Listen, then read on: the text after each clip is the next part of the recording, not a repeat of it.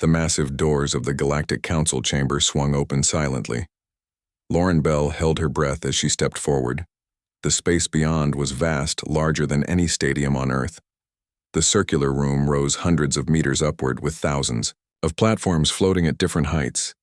Each platform held representatives of different alien species. Some were insectoid with compound eyes that reflected the light. Others had tentacles that waved gently in the air, while some were barely visible clouds of gas contained in transparent suits. This is it. Lauren thought, her heart hammering in her chest. The first human delegation to address the Galactic Council. After decades of secret observation, Earth had been discovered just 3 months ago. Now humanity faced judgment from the rulers of over 6,000 worlds. Lauren wore the formal blue uniform of the United Earth government. Her blonde hair was pulled back in a tight bun. Her 3 companions walked beside her: Admiral Jackson with his weathered face and steady gaze, Dr. Rivera, the xenobiologist whose research had proven crucial, and Director Patel, the diplomat whose calm demeanor never wavered.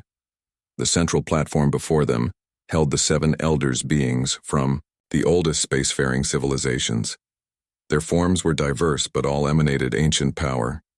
The lead elder, a tall humanoid with silvery skin and eyes that shimmered like liquid mercury, raised a 6-fingered hand. Humans of Earth you stand before. The Galactic Council accused of violating Statute 603, development of forbidden weapons technology. How do you plead? Lauren stepped forward as planned. We plead not guilty. Honored Elder. A murmur rippled through the chamber. Thousands of alien delegates shifted and whispered. The evidence against Earth was supposedly overwhelming. Humanity had been developing quantum displacement technology which the Council had banned millennia ago. Such weapons could tear apart the fabric of space itself. The Elder tilted its head. You deny that your species has been researching quantum displacement? No, Lauren said firmly.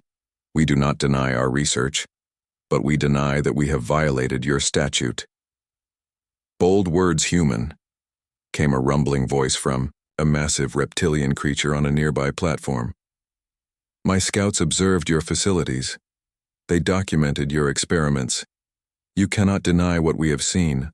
Lauren turned toward the reptilian being. Ambassador Krell of the Drax Imperium Earth Intelligence had identified him as the one who had first reported humans to the Council, and the one with the most to gain if Earth was quarantined. What your scouts observed? Ambassador was incomplete, Lauren said. Our research has a different purpose than what you assume. The Silver Elder raised its hand again. Explain yourself, human, but know that if your explanation is deemed insufficient, your world will be placed under quarantine. All spacefaring capabilities will be removed from your species for 5,000 cycles, 5,000 years of confinement to Earth. Lauren knew what was at stake. Human scientists had just begun to understand faster than light travel. Without it, Earth would be effectively imprisoned while the rest of the galaxy advanced. Beyond them, Lauren nodded to Dr. Rivera, who stepped forward and activated a holographic display. The quantum displacement technology that we have been developing is not a weapon, she said. It is a shield. The display showed a simulation of energy waves, spreading outward from Earth, creating a bubble in space. A shield, repeated the Elder skeptically. The principles are the same as the forbidden weapons. Dr. Rivera nodded.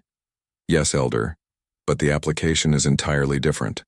Weapons technology uses quantum displacement to tear space apart.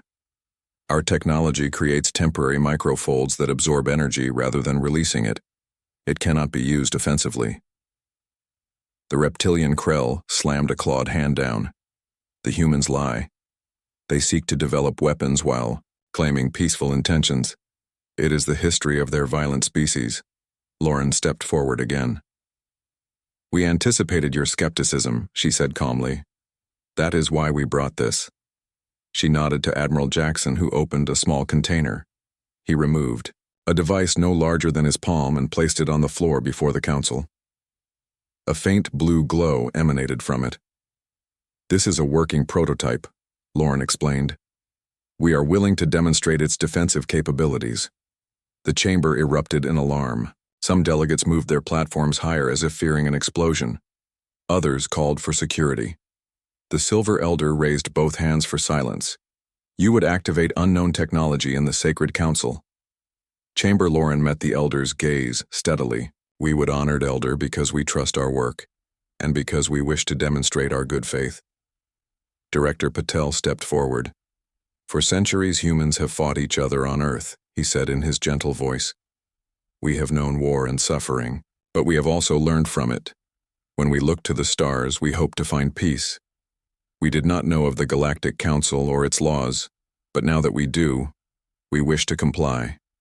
We wish to contribute. The Elder studied them for a long moment. Very well, he finally said. Activate your device. Lauren nodded to Dr. Rivera, who pressed a sequence on her wristband. The small device hummed briefly. Then a transparent blue field expanded outward, stopping precisely 2 meters from the device in all directions, forming a perfect sphere, Admiral. Jackson stepped forward. Honored delegates, this field can absorb energy without harm. We invite you to test it. The Elder gestured, and a guard stepped forward. The guard aimed a small weapon and fired a bolt of energy, struck the blue field and simply vanished. The field rippled slightly but remained intact. Impressive, said the Elder. But this proves nothing.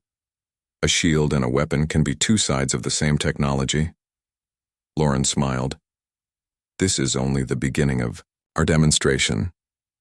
With your permission, the Elder nodded. Lauren took a deep breath. Now, Dr. Rivera. She said. Dr. Rivera pressed another sequence. The blue field began to change color, cycling through the spectrum until it glowed with a soft golden light. Then, remarkably, the energy that had been absorbed was released, but not as destruction. Instead, it transformed into a gentle rain of light particles that fell within the sphere. Each tiny mote of light landed on the floor and bloomed into a small flower, a species native to Earth called the forget-me-not. The chamber went silent. Thousands of alien eyes watched as the tiny blue flowers covered the floor within the shield.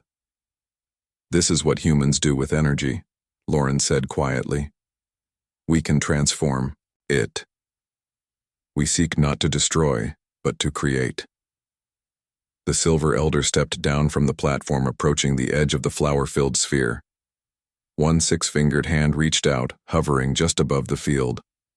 What you have shown us is remarkable, human. The Elder spoke softly, but in the perfect acoustics of the chamber every delegate could hear. If what you claim is true, your technology could revolutionize energy management throughout the galaxy. Ambassador, Krell roared in protest. They trick you, Elder. This is merely a performance to distract from their true intentions. The Elder turned to Krell. What evidence do you have that the humans intend weapon development beyond your initial observation? Krell hesitated. Their violent history speaks for itself. The Elder turned back to Lauren. Is humanity willing to share this technology with the Council? To allow our scientists to verify your claims and to ensure it cannot be weaponized? Lauren nodded. We are honored. Elder, Earth seeks alliance, not conflict.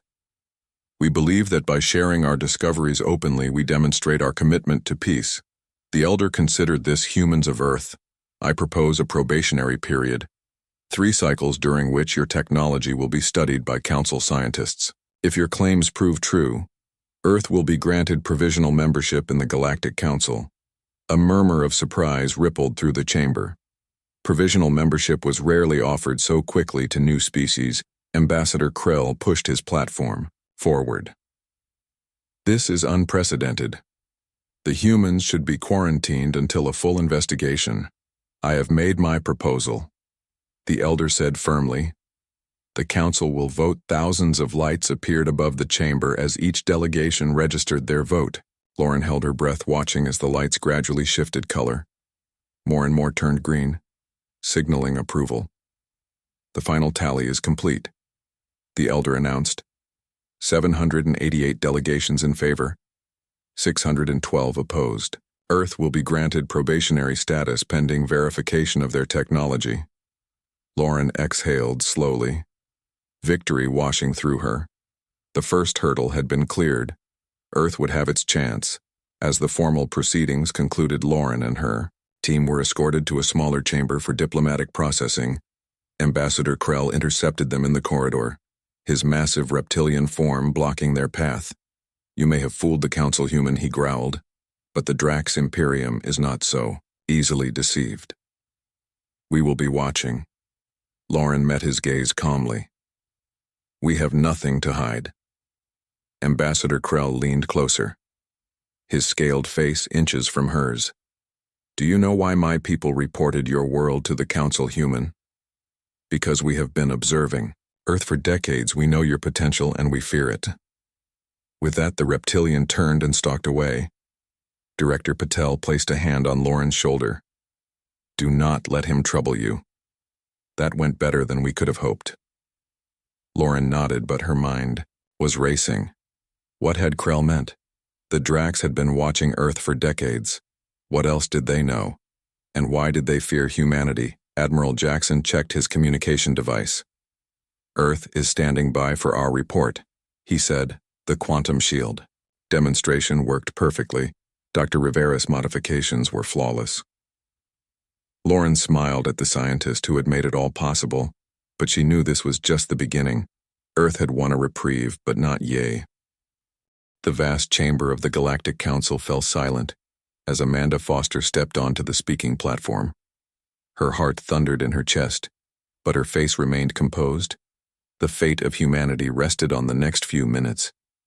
5,000 delegates from across the galaxy watched from their hovering platforms. Some looked like insects with compound eyes that reflected the light. Others resembled walking plants or crystalline structures that glittered as they moved. The air smelled of strange spices and electrical currents. The 7 high counselors sat on an elevated dais, their forms shrouded in ceremonial robes. They represented the founding species of the Galactic Council, civilizations so ancient that humanity seemed like infants. Beside them, the central figure, a being with 4 arms and skin like polished obsidian, leaned forward. "Human ambassador, you have requested an emergency session of the Council. Explain why we should intervene in what appears to be a regional dispute." Amanda took a deep breath. She was 43 years old with dark skin and close-cropped hair. The first human ambassador to the Galactic Council, she had spent 3 years learning their protocols and politics. Now she had exactly 5 minutes to convince them to save Earth-esteemed counselors 3 days ago. The Vormak Collective launched an invasion fleet toward Earth. They claim we violated their territory, though the star system they refer to has never been marked in any official registry. A low murmur rippled through the chamber. The Vormak were a hive-minded species known for their aggressive expansion. They rarely sought council approval for their actions, preferring to claim territory and negotiate afterward. Ambassador Lith of the Vormak rose on his platform, his insectoid body gleaming under the chamber lights. "The human speaks falsehoods. The star system has been Vormak hunting grounds for generations. Their presence was unauthorized." The High Counselor raised a hand for silence, then looking at Amanda. "The Vormak claim is not without merit. Human ships were detected in the system." "Yes, Counselor," Amanda acknowledged. "We had a scientific expedition studying a unique pulsar.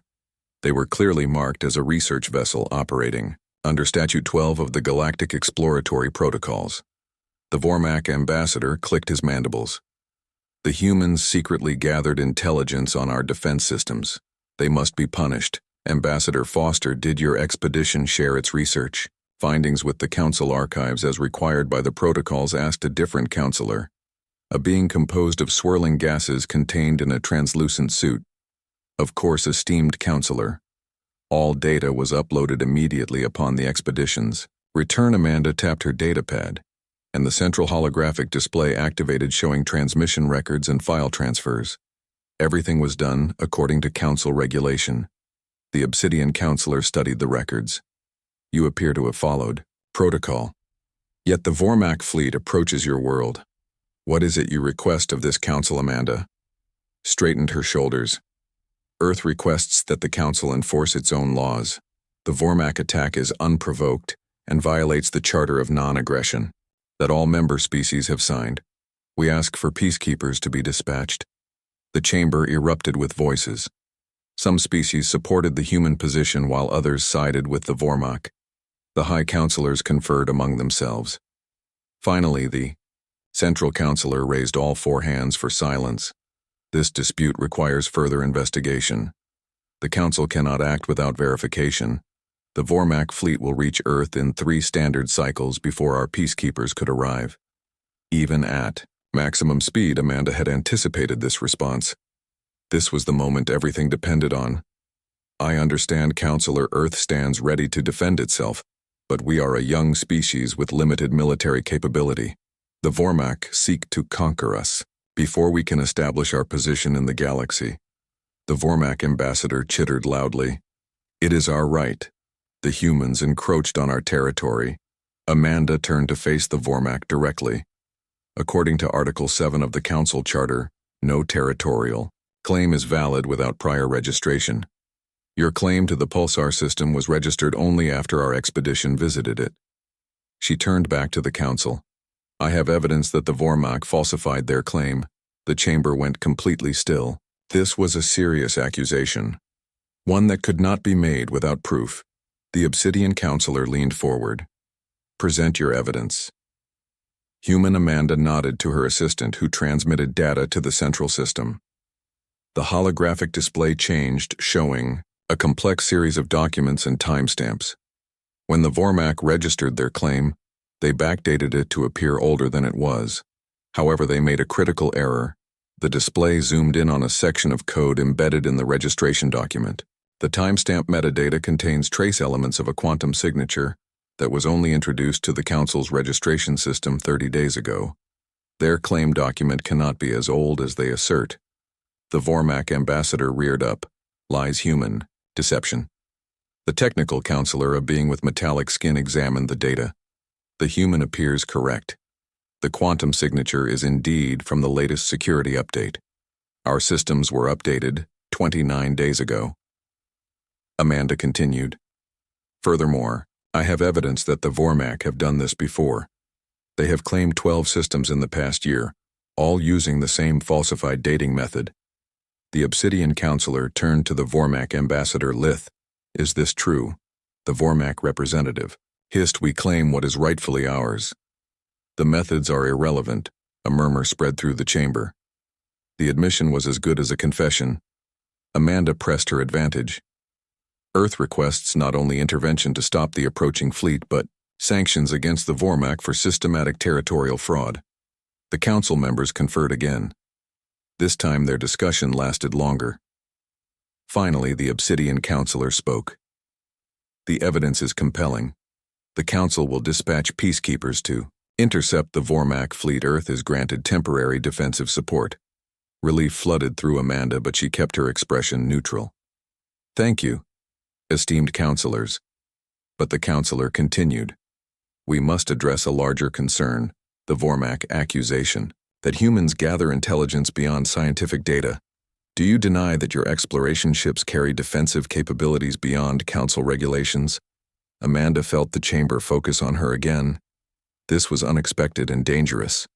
Many species feared that humans would advance too quickly, become a threat. Earth ships did indeed carry weapons that they had not disclosed to the Council. A violation that could result in probationary status or worse. She made her decision in an instant. Earth will open all ship specifications to Council inspection, she said. We have nothing to hide. The Vormak ambassador clicked triumphantly. They admit to deception. No, Amanda countered. We admit to caution. As a new species, we have encountered hostility from several quarters, including the Vormak. We maintained minimal defensive capabilities while we assessed the true security provided by Council membership. Murmurs of understanding rippled through the chamber. Many newer member species had done the same. The Obsidian Counselor studied her. Your honesty is noted. Ambassador Foster, the Council will establish an inspection protocol. Earth vessels will be required to meet Council standards moving forward. Yes. Counselor Amanda agreed, though she knew the military back home would be furious. As the emergency session concluded, Amanda stepped down from the platform. Her assistant Marcus leaned close. That was risky, he whispered. admitting to the weapons. It was necessary. Amanda replied, "The Vormak were counting on us." Lying. When we didn't, it undermined their entire position. They exited the chamber and found themselves face to face with Ambassador Leith of the Vormak. His compound eyes reflected Amanda in 1,000 tiny images.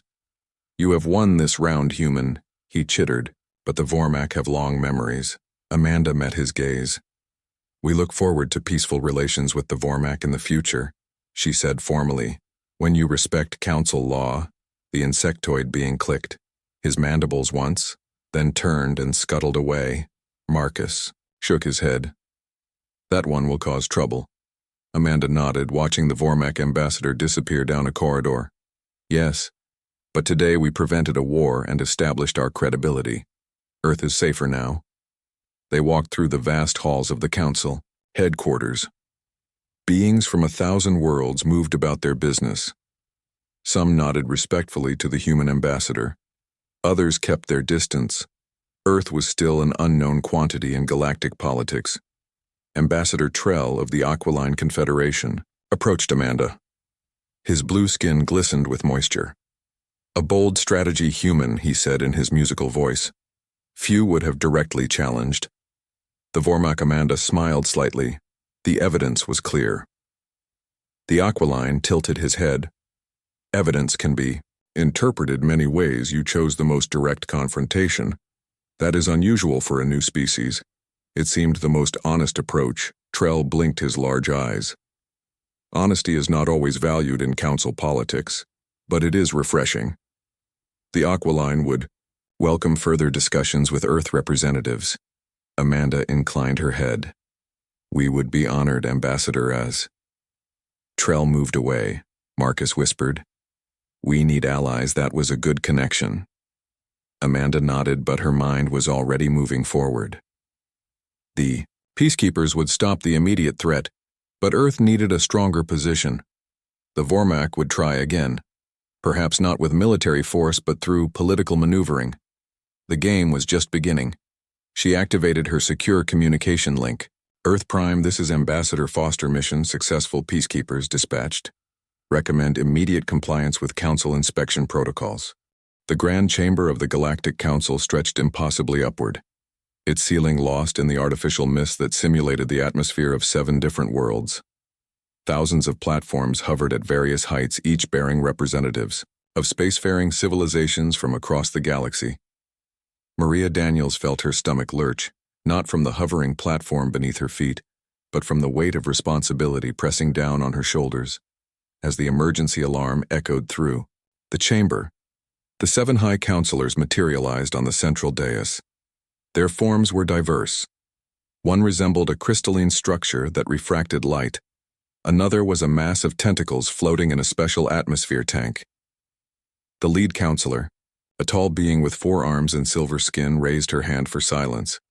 The council acknowledges the emergency petition from Earth Representative Maria Daniels. "You may speak." Human Maria stepped forward on her platform. Every eye in the vast chamber focused on her. She was 38 years old, her brown hair streaked with premature gray from the stress of serving as Earth's ambassador to the Council. For 3 years she had worked tirelessly to build alliances, and now everything might collapse. Because of a single incident. "Honorable Councilors," she began, "I come before you with disturbing evidence. The attack on the Rigelian embassy was not carried out by human extremists, as reported. The bombing was a calculated false flag operation designed to frame humanity and destabilize our position in the Council." Murmurs spread through the chamber like ripples in water. The bombing had killed 12 Rigelian diplomats, shocking the galactic community. Rigel had immediately accused Earth of harboring anti-alien terrorists and had demanded sanctions. The Rigelian ambassador, a tall avian being with iridescent feathers and sharp eyes, rose on his platform. "Baseless accusations. The evidence is clear. Human DNA was found at the scene. Human explosives were used." Maria nodded respectfully to the Rigelian. "Yes, Ambassador, DNA was found. Explosives of Earth manufacture were used. But I have evidence that they were placed by operatives of the Thracian Dominion." The chamber erupted in noise. "The Thracians. were a powerful species known for their mercenary approach to politics. Their ambassador, a hulking reptilian figure, rose immediately. Outrageous. The human makes wild accusations without proof. The lead counselor raised all four hands for silence. Do you have evidence for this claim, Ambassador Daniels? The council will not tolerate unfounded accusations. Maria tapped her control pad, and the central holographic display activated. We have security footage from the Rigelian embassy itself. She said the images are disturbing but conclusive. The display showed three humanoid figures planting devices around the embassy. Their features were indistinct, covered by hoods and masks. This proves nothing, the Thracian ambassador growled. These could be humans. Wait, Maria said. The footage continued. As one of the figures turned, a distinctive pattern became visible on their neck, a pattern that matched Thracian military identification marks. The camera zoomed in, enhancing the image. The chamber went silent. The marking was unmistakable. Furthermore, Maria continued, our intelligence services have intercepted communications between Thracian operatives discussing the operation. A new audio file played through the chamber. The voices spoke in Thracian, but council translation systems converted it to standard galactic language. The humans will be blamed. The Rigelians are already convinced. The council will impose sanctions, and Earth will lose its provisional membership status. The Thracian ambassador snarled. These recordings are fabricated. Maria faced him calmly. We have submitted the original files to council security for verification. The quantum signatures cannot be faked. The lead counselor turned to the security chief, a being of pure energy, contained in a specialized suit. Is this accurate? The security chief glowed brightly. Our preliminary analysis confirms the recordings are genuine. The quantum verification shows no signs of tampering, the Thracian ambassador hissed. But his protests sounded hollow. The Rigelian ambassador ruffled his feathers in agitation. Why would the Thracians target our embassy? And why frame the humans? Maria turned to address the entire chamber. An excellent question, Ambassador. The answer lies in the upcoming vote on the Orion trade agreement. Displays throughout the chamber showed data on the proposed agreement. The Orion arm of the galaxy contained valuable resources and important trade routes. For centuries it had been controlled by older species, including the Thracians. But the agreement would open it to newer council members, including Earth. The Thracians stand to lose significant trade advantages if the agreement passes. Maria explained Earth and Rigel are both strong supporters. Our alliance has been gaining support among other species. By creating conflict between us, the Thracians hope to derail the agreement. The Rigelian ambassador turned his sharp gaze to the Thracian. Is this true? The Thracian representative remained silent. His scaled, skin darkening, and what Maria had learned was a sign of rage. The lead counselor spoke. Council security will conduct a full investigation. Until then, we will suspend judgment on this matter. No, Maria said firmly, with a boldness that caused gasps throughout the chamber. That is exactly what the Thracians want. Delay, uncertainty. The vote on the Orion agreement is scheduled for 3 days from now. Any postponement serves their interests. The council chamber buzzed with conversation. The lead counselor studied Maria with ancient eyes. You suggest we proceed despite this attack? I suggest that justice delayed is justice denied. Maria said Earth and Rigel have been victims of a calculated act of terrorism. If the council cannot act decisively in the face of clear evidence, then what protection does membership truly offer? A new voice joined the discussion, Ambassador Kroll of the Arcturian Federation, a respected elder statesman. The human speaks with wisdom. I have observed Earth since they joined the council. They have shown remarkable restraint in the face of numerous provocations. This evidence, while not yet fully verified, is compelling. I propose we continue with the scheduled vote while the investigation proceeds. Support for this position spread through the chamber. Species that had been neutral or even hostile toward humanity began to signal agreement. The Thracian ambassador, seeing his position crumbling, tried a new approach. Even if these accusations were true, which we categorically Deny it would represent the actions of rogue elements, not the Thracian government. Maria raised an eyebrow. Just as you claimed the human DNA indicated rogue elements rather than Earth policy. The chamber filled with the equivalent of laughter from dozens of species. The Thracian had walked into his own trap. The lead counselor raised her hands again. The council will vote on Ambassador Kroll's proposal to proceed with the Orion Agreement vote while the investigation continues. One by one, the species registered their votes. Earth could not participate as an interested party, nor could the Thracians or Regelians. The tally appeared above the chamber. 67% in favor. The motion passed. As the emergency session concluded, Maria felt her platform lowering toward the exit. She had won a crucial victory, but the danger was far from over. The Thracians would not forgive this humiliation. Ambassador Daniels, a voice called. She turned to see the Rigelian ambassador approaching his feathers, now settled in a more composed arrangement. The Rigelian bowed slightly. A gesture rarely offered to newer species. I must offer my apologies for our hasty accusations. It appears we were both targets of manipulation. Maria returned the bow. Your people suffered a terrible loss. Ambassador, no apology is necessary. The avian diplomat tilted his head, studying her. For 3 centuries, the Rigelian conclave has prided itself on careful judgment. Yet we were deceived by false evidence. Our emotional response clouded our analysis. This is disturbing. Maria smiled softly. Sometimes emotion is an appropriate response to tragedy, she said. What matters is what we do next. The Rigelian blinked his large eyes. What do you suggest?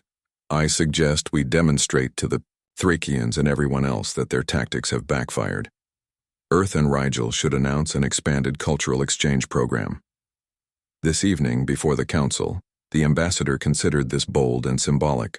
I will consult with my governments. The Rigelian departed. Maria was approached by her aide Raj. The Thracian ambassador is requesting a private meeting, he whispered. Urgent. Maria nodded. Not surprised. Secure location standard protocols. 30 minutes later, she sat across from Ambassador Vrex of the Thracian Dominion. His reptilian features were composed, but the dark patches on his scales revealed his anger. You have made a powerful enemy today, human. He said, his voice a low rumble. Maria met his gaze steadily. Not my intention. Ambassador, my goal was simply to reveal the truth. Vrex leaned forward. The truth is that the galaxy belonged to the elder races long before your kind learned to make fire. The truth is that humans advance too quickly, make too many allies, ask too many questions.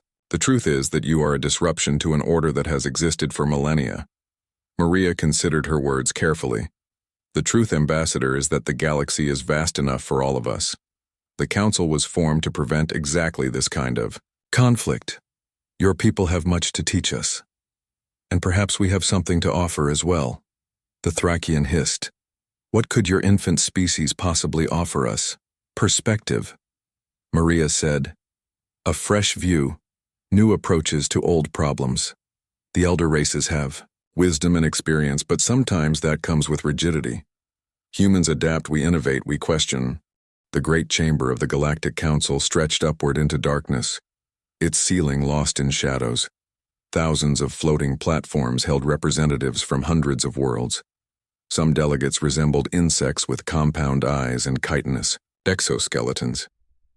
Others were gaseous beings contained in specialized suits or reptilian figures with scales that shimmered under the pale blue lights.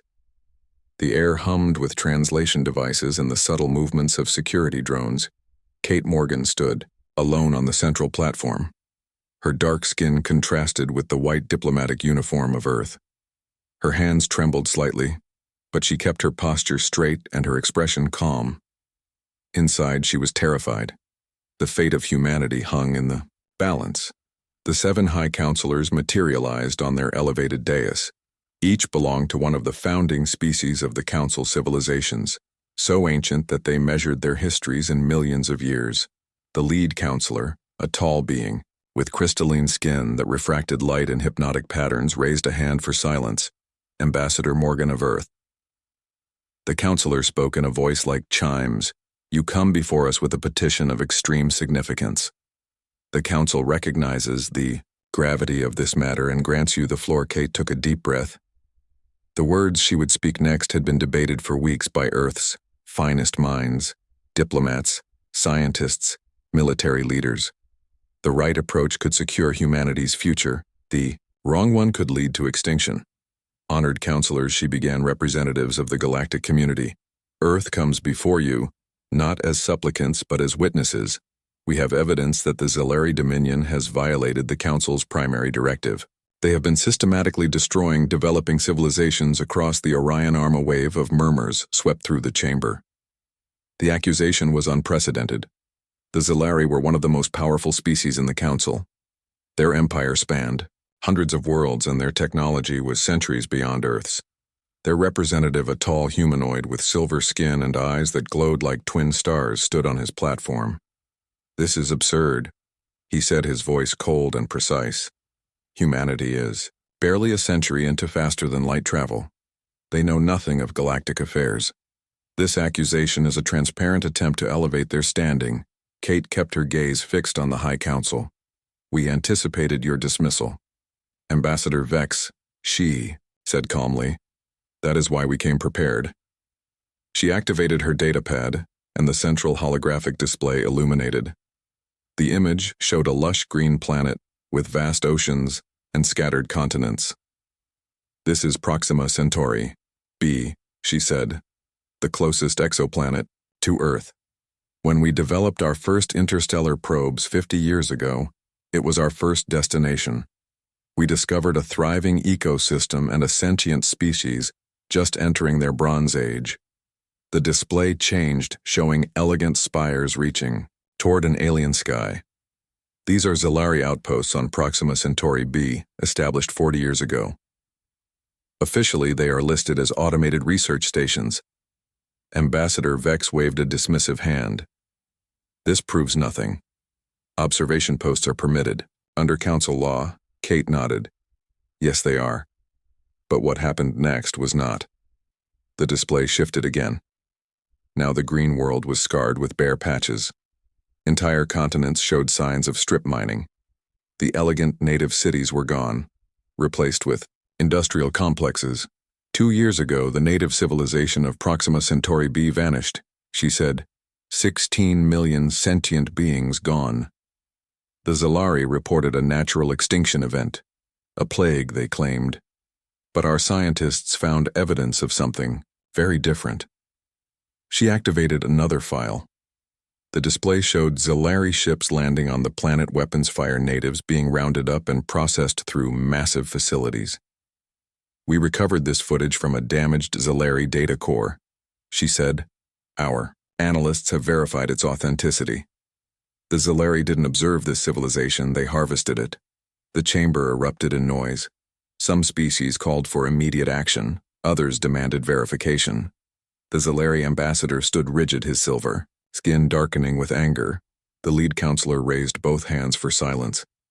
This is a serious accusation, Ambassador Morgan. The evidence must be verified. I understand, Counselor Kate said. But Proxima Centauri B is not an isolated incident. We have identified 17 worlds where developing civilizations have mysteriously vanished after Zalari observation posts were established.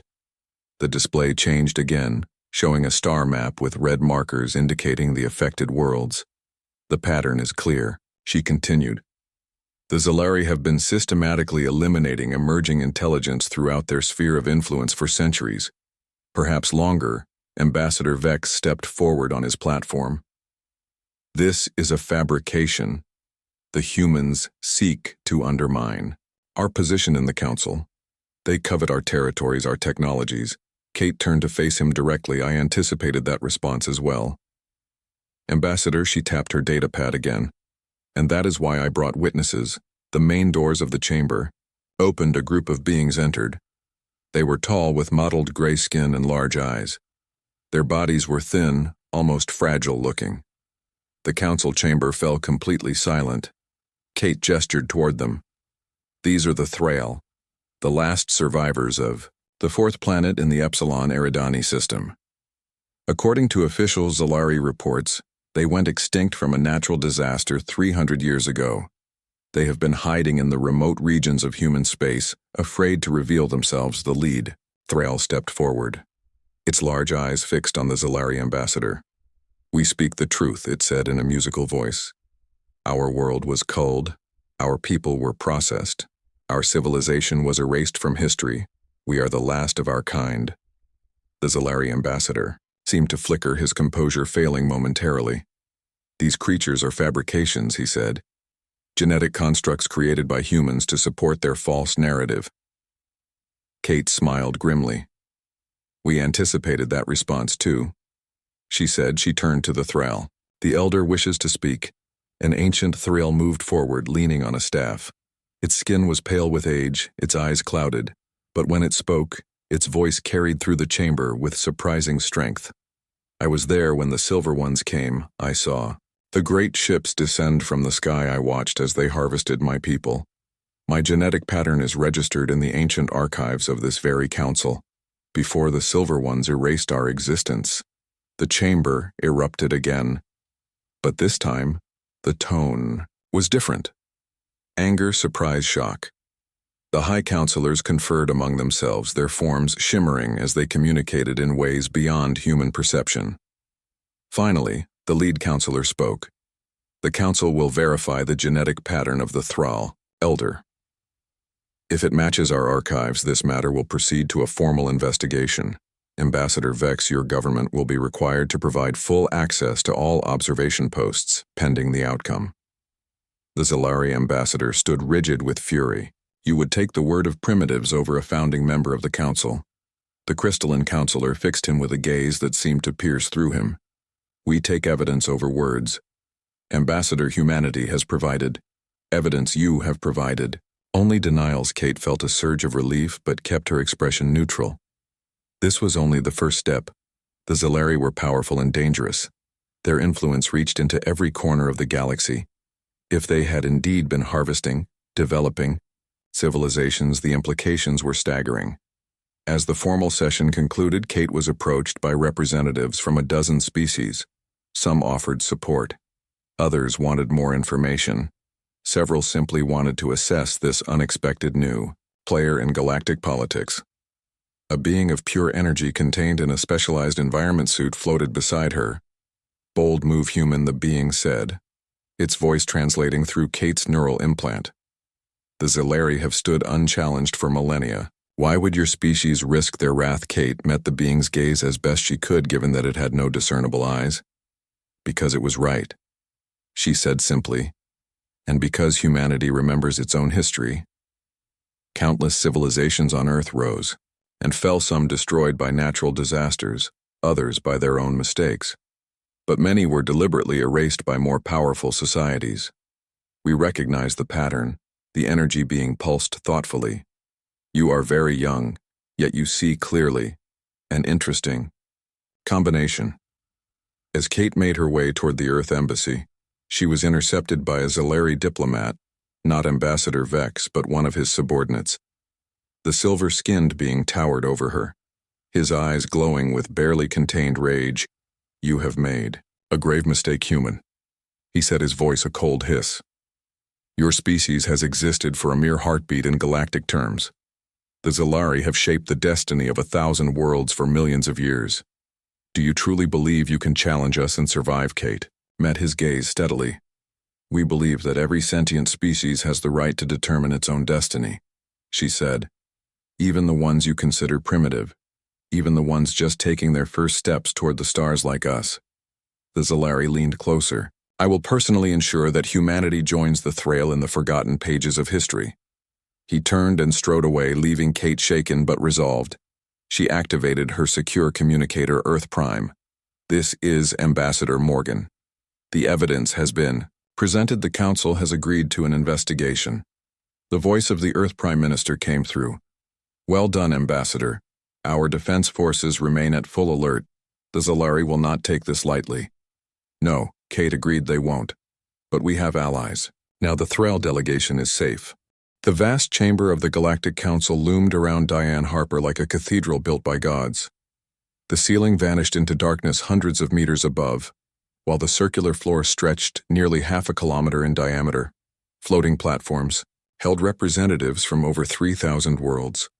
Some delegates resembled insects with multifaceted eyes, while others were barely visible. Clouds of gas contained in specialized environmental suits. A few looked almost human, though subtle differences marked them as products of different evolutionary paths. Diane stood alone on the central platform. Her auburn hair was pulled back in a simple style, and her blue diplomatic uniform bore only the small Earth insignia.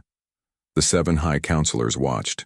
From their elevated dais, each belonged to one of the founding species of the Council civilizations, so ancient that they measured their histories in millions of years. The lead counselor, a being composed of shifting crystalline structures, spoke, in a voice that seemed to resonate directly in her mind. "Human ambassador, you have requested this emergency session, claiming a threat to galactic security. The Council recognizes the gravity required for such a petition." "You may proceed." Diane took a deep breath, steadying herself. Earth had been part of the Galactic Council for only 5 years, a mere infant among species that had traveled the stars before humans had learned to make fire. Yet here she stood about to deliver news that might change the course of galactic history. Honorable counselors, representatives of all spacefaring civilizations, she began, her voice carrying through the perfect acoustics. 3 days ago, an Earth science vessel discovered something in the void between the Orion and Perseus arms. Something that threatens every world represented here. She activated the holographic display. A massive structure appeared in the center of the chamber. It resembled a machine planet, a metal sphere the size of a small moon, but with geometric patterns covering its surface. Strange energy signatures pulsed across it. This object is approximately 200,000 kilometers in diameter. She continued. It appears to be artificial, though its construction does not match any known species technology. Our preliminary scans detected energy readings that exceed the total output of a main sequence. Star murmurs spread through the chamber. Representatives leaned forward on their platforms, studying the hologram with expressions ranging from curiosity to alarm. The lead counselor tilted its crystalline form. "Have you attempted contact with this object?" "Yes, Counselor," Diane replied. "We broadcast greetings in all council languages as well as mathematical sequences designed to demonstrate intelligence." There was no response. However, our sensors detected that the object began to activate following our transmission. Energy levels increased by 300% in less than 1 hour. Ambassador Krell of the Drakari Imperium, a reptilian species known for their military might, leaned forward on his platform. "You believe this object poses a threat based solely on energy readings? That seems premature." Diane nodded. "I understand your skepticism, Ambassador. However, we discovered historical records that suggest this is not the first appearance of such an object." The display changed, showing ancient star charts and fragments of text in various alien languages. These records were scattered throughout the archives of a dozen species, she explained. Some date back nearly 50,000 years. They describe a machine sphere that appeared without warning at the edge of populated space. In each account, the sphere activated after detecting civilization. Then it attacked. The chamber grew silent as the implications sank in. "The accounts are consistent," Diane continued. "The sphere releases smaller units machines that target inhabited worlds. They strip planets of resources and all organic life before moving to the next system. The sphere itself acts as a processing center, converting the harvested materials into more attack units. The ancient records called it simply the Harvester Ambassador, Thrix of the Volcran, an insectoid species known for their scientific achievements." Clicked his mandibles. "These are merely legends. Ambassador Harper's stories to frighten younglings. There is no empirical evidence that such an event ever occurred." Diane turned toward him. "With respect, Ambassador, there is." The display changed again, showing a star system with 8 planets. 7 appeared normal, but the third was shattered, its remains forming an asteroid belt. We found residual energy signatures in this system that match the sphere exactly. This destruction occurred approximately 47,000 years ago. The Arcturian representative, a being of pure energy contained in a specialized suit, pulsed with agitation. These energy readings might be coincidental. The destruction of planets can occur through natural means again, Diane nodded. I agree. That is why we investigated further. The display changed, showing microscopic images of strange metallic particles. These nanomachines were found embedded in the asteroid fragments. They appear designed to break down organic compounds and convert them into specific alloys. The same alloys we detected in the sphere. The council chamber erupted in discussion. Some representatives demanded immediate action. Others called for more investigation. A few suggested the humans were exaggerating the threat to increase their standing. The lead counselor raised a crystalline appendage for silence, Ambassador Harper. If what you suggest is true, why has this harvester not been documented in more recent history? Why would it appear now after so many millennia? Diane had anticipated this question. The ancient records suggest the harvester enters periods of dormancy, lasting tens of thousands of years. It travels through the void between galactic arms where detection is nearly impossible. Our analysis indicates it may respond to specific types of technology, particularly faster than light communications, above a certain density threshold. The Vulcan ambassador chittered skeptically. So, you claim this ancient machine has awakened because our civilizations have become too noisy. That strains credibility. Ambassador, Diane kept her composure. It's not about noise, Ambassador Thrix. It's about recognition. The harvester appears to be programmed to identify and eliminate technological civilizations. When the density of faster-than-light communications reaches a certain threshold, it activates. Perhaps it was created as a form of pest control by some long-extinct species who viewed emerging intelligence as a threat. The Diao, reptilian Krell hissed softly. Even if this threat is real, what do you expect the Council to do? Human science is primitive compared to many species represented here. Perhaps you should leave this matter to more advanced civilizations. Diane had expected this response as well. It was typical of the older species to dismiss human concerns. The eternal struggle of proving Earth's worth continued, even in the face of potential extinction. What I propose, she said, is not a human solution, but a united one. The harvester, according to the ancient records, cannot be destroyed by conventional weapons. Its defensive capabilities far exceed even the most advanced Council military technology. However, there may be another approach. She nodded to her aide, who transmitted new data to the central system. The holographic display changed, showing complex schematics. Earth scientists working with historical data have developed a theoretical approach. She explained, the harvester appears to use a quantum entanglement network to coordinate its units. If we could introduce a cascading disruption into this network, we might be able to disable it temporarily long enough to deploy a more permanent solution. The Vulcan ambassador studied the schematics, his compound, eyes reflecting the light. Such a disruption would require technology beyond your capabilities. Ambassador Harper Diane smiled. This is true, and that is precisely why I have brought this matter to the Council alone. Earth cannot hope to counter this threat. But together, drawing on the knowledge and resources of thousands of worlds, we believe a solution is possible. The quantum disruption would require Vulcan phase technology, Arcturian energy manipulation, Drakari targeting systems and contributions from dozens of other species. The council chamber grew quiet as the representatives considered her words. For the first time, Diane saw something new in their manner, respect tinged with surprise. Humans were known for their adaptability and innovation, but this level of analysis from such a young species was unexpected. The lead counselor spoke. The evidence you present is concerning, Ambassador Harper, yet not conclusive. We must verify these findings before committing council resources. I understand, Counselor Diane said. That is why Earth has transmitted all data to the Council Scientific Division for independent analysis. However, I must emphasize that time is critical. Based on the activation rate we observed, the harvester will reach full power in approximately 12 days. After that, its units will begin dispersing throughout populated space. Ambassador Krell of the Drakari leaned forward, his scaled face thoughtful. And if the Council determines this threat is real, what does Earth offer to this joint effort? Diane had hoped for this opening. Humans may be technologically behind many Council species, she acknowledged, but we excel at pattern recognition, lateral thinking, and adaptive strategy.